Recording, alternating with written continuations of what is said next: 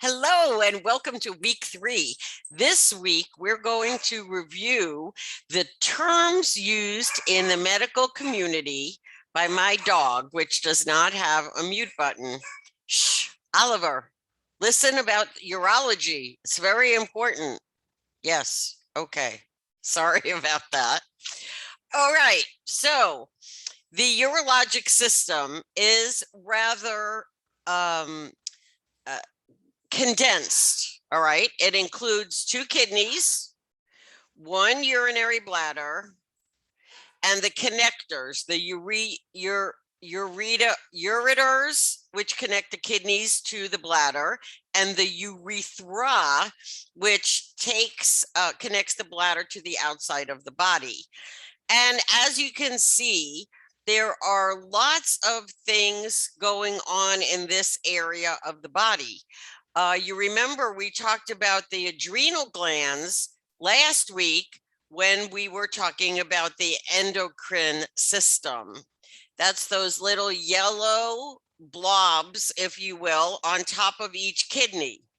Then within each kidney, coming off the descending aorta, so that's your arteries, the renal artery is what then feeds into the kidney in order to provide it with oxygenated blood. Okay.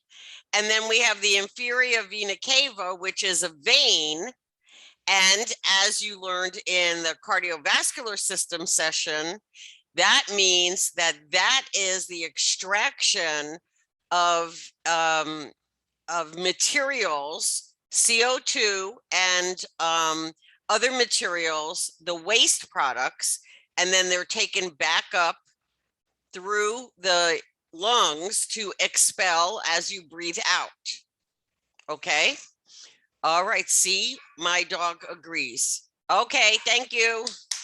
Thanks. All right. So you know that you have a right and left kidney. And then the yellowish pale beige color here that we have, that's your ureter. There's one for the right kidney, one for the left kidney. And each one then is the passageway for the urine created by the kidney to then travel into the urinary bladder. Now, why do we say specific urinary bladder instead of just bladder? Is because you have other bladders in your body. Do you remember the gallbladder? Okay. So once we get into the urinary bladder, and you know, the urinary bladder, and if you look at it, it's kind of like a funnel shape, right? So the ureters on each side allow the passage of the urine to go into the urinary bladder, where it is stored until we have reached capacity. And that's when you get that urge, right? And then allow the urine to go from the bladder outside the body in an appropriate location, of course. Okay. Very, very important for the removal of waste products. Now, remember that we have 2 systems for removing waste products out of the body. Well, let me change that and say 3 systems. We have the veins that travel the waste products out of cells. Okay. And then we have the urinary system, which removes waste products such as carbon dioxide, excessive water, which, you know, if you drink too much water, you got to pee more. Excuse me, mictrate is the medical term. Okay, and then of course, if you have too much electrolytes, urea, or other nitrogenous compounds in the body, that's how we get rid of that through the urine, right? And then, of course, you have the gastrointestinal system that we discussed a couple of weeks ago, which is where you get rid of other waste products through the production and expulsion of feces. Wow. I just think the human body is incredible with regard to its design and its function, right? This is really quite a mechanism. All right, so let's talk specifically. We have lots of medical terms related to the specific kidneys and all the internal parts, okay? Now, of course, again, you have that yellow crown on the top of the kidney, and that's your adrenal gland.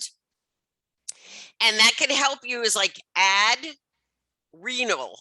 Remember, renal is the medical term for kidney, okay? So you have adrenal gland is added on top of the kidney.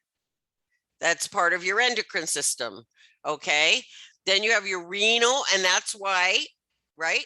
Renal artery, renal vein. And then you have the individual parts of the kidney that are critical to its function: the renal cortex, the renal capsule, the renal pyramid, the minor calyx, and the major calyx. That says mayor, but I'm pretty sure that's a typo in that picture, okay?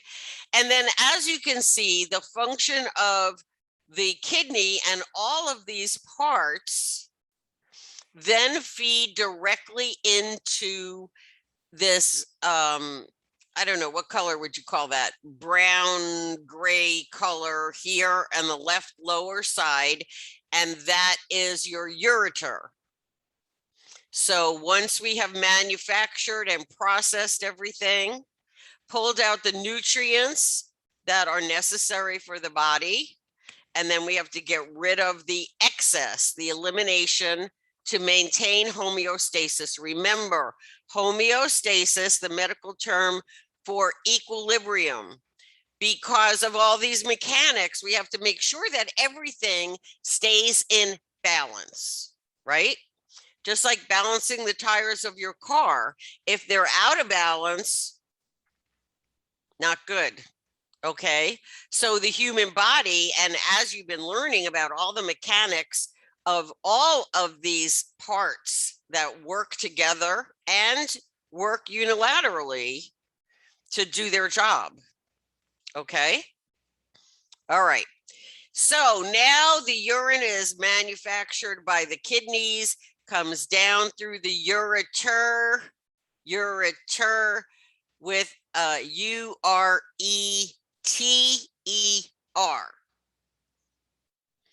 Different than the urethra.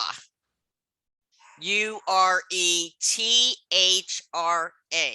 Now, I think those two words, which should not be so close together, but they didn't invite me to the meeting, so I'm sorry. This is what we have to live with, okay? Now, you'll notice that the urinary bladder is, as I said before, it's kind of shaped like a funnel, okay? So you have the urine coming in from the kidneys, okay, via the ureter into the bladder. That's your silo or your storage tank. And the key terms that you have to identify with regard to the bladder are the fundus. That's the superior aspect, the top. That's the curved part, okay? The fundus. Remember, you learned that word. Remember, you learned that word when we talked about the stomach and the gastrointestinal system. The fundus is that raised, curved part above an entry point, okay? The apex is the anterior superior area. Okay, anterior meaning in front, superior meaning top. The body of the urinary bladder, the posterior inferior area. So you learned this already, right? Posterior is the back, inferior is below, and the location points of attachments for the ureters. So you can see right here on this illustration that the fundus comes curved down, and the ureters actually attach on the back of the urinary bladder, okay? And you remember the word orifices. Orifice means opening, natural opening. Neck, this is inferior, lower region of the bladder, the location of the urethral orifice. So that's where the opening is to the urethra. Now, why doesn't it just fall out? Because you have a sphincter there. A sphincter, and you have about, I want to say 32 sphincters in your entire body. Okay. And what a sphincter is it's kind of like a rubber band with a coating. Okay. And these sphincters, and remember, we talked about them when we talked about the digestive system. These sphincters are located at opening points so that they can close to stop the passage of whatever, depending upon where they are, or they can open. And that's why I liken them to a rubber band, because it's just like that. A rubber band tightens or opens, okay? So when you hold it in, you are actually tightening the sphincter so that it doesn't open and allow the passage of urine until the appropriate moment, okay? And then another term or phrase you should know is the renal trigon. And this is kind of easy. Renal, of course, you know, relates to the urinary system and the kidneys. And tri as in not attempt, but try as in 1, 2, 3, is the area marked by the 3 orifices. So we have 2 orifices where the ureters connect with the bladder, urinary bladder, and then you have the orifice where the urethra connects with the urinary bladder. Does that make sense? Okay.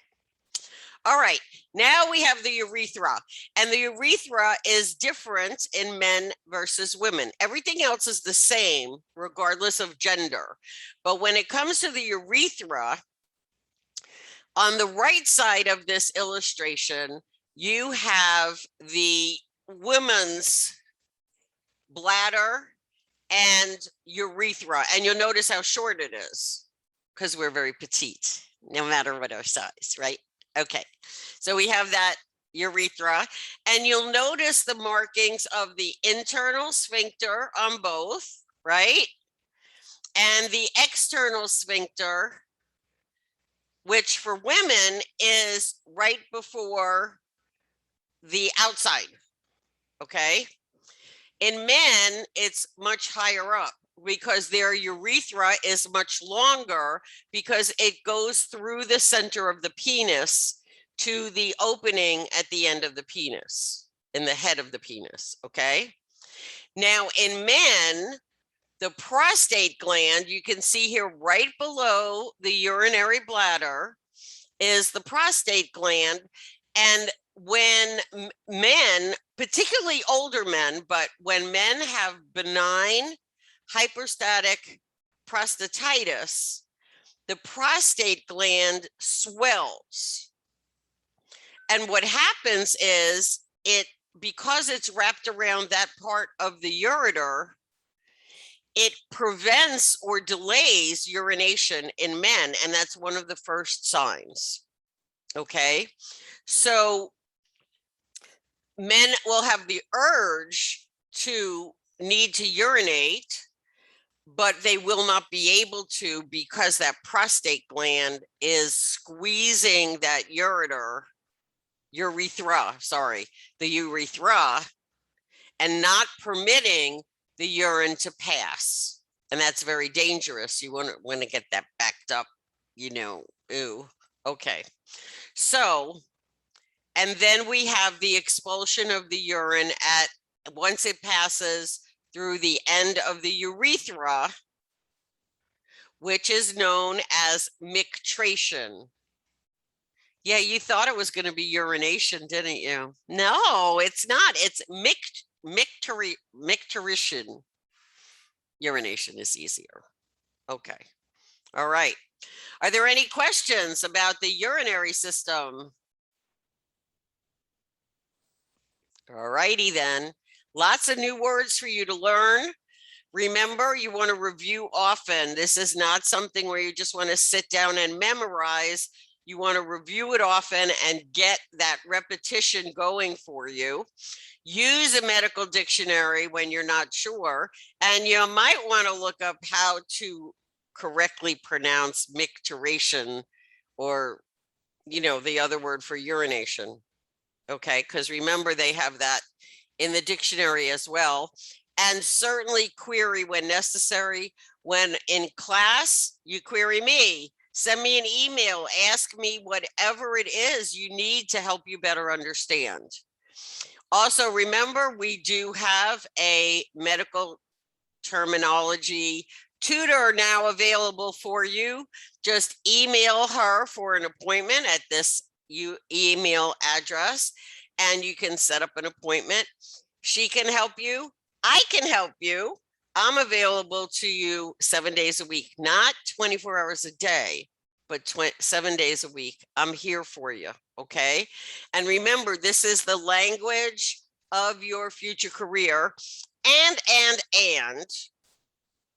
no matter what, we all become patients one day. And it's much easier when you can really understand what the doctor is saying. Okay, so email me if you have any questions, if you want to talk face to face, if you want to talk on the phone, which is not face to face, or we can set up a one-on-one Zoom meeting or FaceTime, whatever works for you. I'm here to help you learn. Okay, any questions? All righty then. Have a great day. Also, remember, next Thursday is Thanksgiving. I am very thankful to be your teacher. However, we're all going to be busy cooking and eating, so we will not have a live session. But you know what? I think I may record a session for you so you don't miss out. We'll see. Okay. All right. Have a great day, and I'll see you in 2 weeks. Bye-bye.